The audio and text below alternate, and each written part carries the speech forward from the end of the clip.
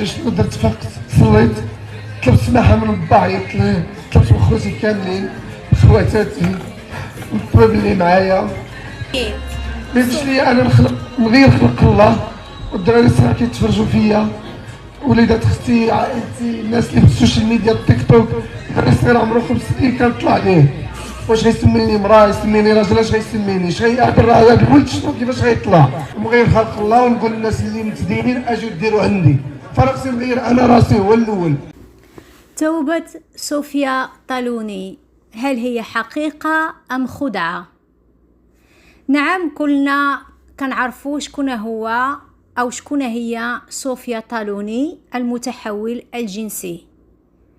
وبما أنني كنعيش في واحد البلد اللي كنشوف فيها بزاف المتحولين جنسيين وكذلك المثليين وكنعرفهم شخصيا، وبما أن نعم حتى التلفازة هنا في أوروبا كتدير معاهم حوارات وتيهضروا عليهم وتيناقشوا، كاينين دي بسيكولوج وكاين بزاف الحوايج، فأنا أعلم جيدا ومتيقنة أن الإنسان اللي عنده ميولات مختلفة لا يمكنه أن يتغير، والمسألة لا علاقة لها بالتوبة. المسألة لأنه ليس انت ماشي كتجي وكتمارس شي حاجة اللي مختلفة على الميولات ديالك.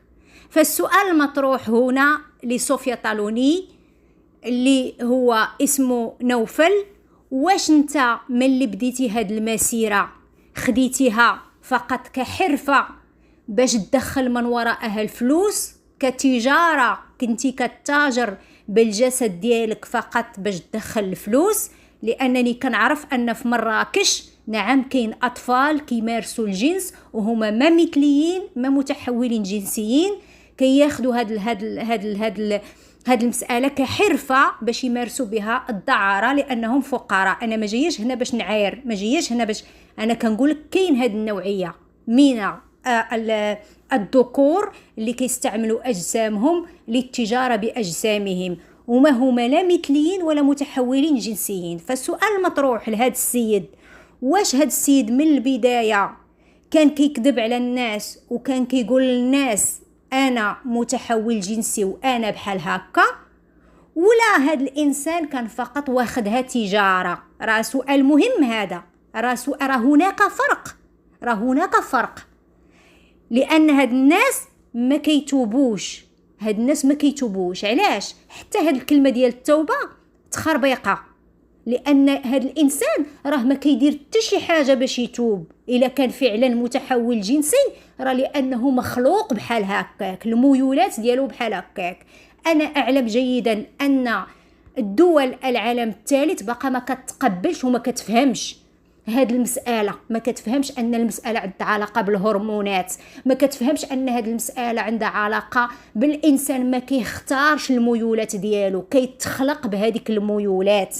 راه كاين بنادم عندنا باقي مكلخ ما باغيش يتقبل أن كاين إنسان مختلف عليك انتي، هو تخلق بحال هكاك، هرموناته بحال هكاك، عنده واحد الخلل من اللي تزاد هو بحال هكاك، ماشي اختار انه يكون مثلي او يكون متحول جنسي، هو الميولات ديالو بحال هكاك.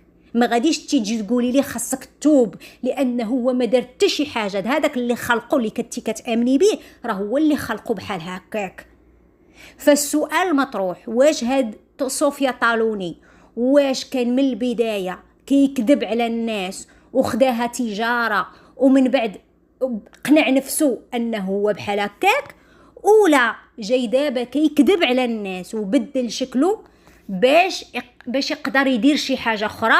لأن الإنسان بين قوسين اللي كيتوب ما كيديرش هذا الإشهار كله، ما كيجيبش الطبالة والغياطة وكيدير حفلة وكيشطح شات تخربيق. إلا أنت فريمون بغيتي تصالح مع نفسك وعندك مشكل وكتحس براسك عندك مشكل، فكملي كتمشي كتقول كتمشي عند بسيكولوج وبسيكولوج كيساعدك. فهاد البسيكولوج هو براسو كان خاصو ينصحك انك ما تخرجش عند الناس وتفضح راسك وتقول للناس انا تبت ودير هايلاله ودير من بسيكولوج مشيتي عنده؟ شكون هذا البسيكولوج المكلخ اللي غينصح واحد بحالك باش يدير هاد الهايلاله كلها؟